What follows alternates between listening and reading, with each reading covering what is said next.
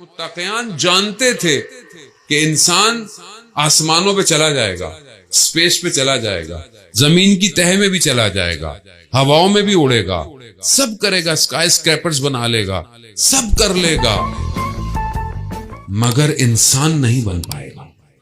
اسی لیے نہج البلاغہ انسان بننے کا نسخہ ہے۔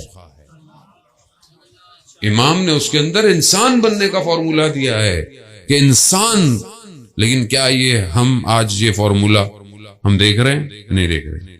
آج نہج البلاغہ ہمارے گھر میں تو ہوگی انشاءاللہ سب کے، نہیں ہوگی تو آج خرید لیجیے گا، ہونی چاہیے، نہیں تو موبائل میں ڈاؤن لوڈ کر لیں۔ اور ہم کتنی حکمتیں مولا متقیان پڑھتے ہیں۔ ہمیں افسوس بہت ہے کہ مدینہ میں امام کا حق غصب ہو گیا۔ افسوس تو ہے، لیکن ہم نے امام کے لیے کیا کیا؟ وہ جو امام اتنا کلام چھوڑ کے گئے ہیں، وہ کلام ہماری زندگی میں کہاں ہے؟ وہ چھوٹی چھوٹی حکمتیں کتنی یاد ہیں، کتنے لیٹر ہیں، کتنے خطبے ہیں نہج البلاغہ میں؟ کون بتائے گا؟ مولانا صاحب آپ کا کام ہے، ہمارا کام تھوڑی ہے۔ یہی ہوگا آخر میں انسان یہ بولتا ہے۔ آپ بتائیں مولانا صاحب، آپ بھی کچھ کیجئے، تھوڑی سی زحمت کریں، جائیں کتاب، یا اپنے آپ کے محلے میں عالم دین ہیں، ان سے ریکویسٹ کریں کہ ہفتے کے ہفتے آپ کے لیے ایک دن نہج البلاغہ کے لیے مختص کریں۔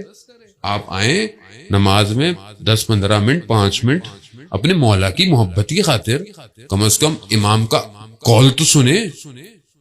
کیسے ہم ولایتی بنیں گے عزیزان محترم؟ کیسے ہم مولائی بنیں گے جب مولا کا وجود ہمارے وجود سے لمس نہیں کر رہا؟ تبھی بنیں گے مولائی، تبھی بنیں گے ہم ولایتی، تبھی ہم وقت کے امام کا انتظار کریں گے عزیزان محترم۔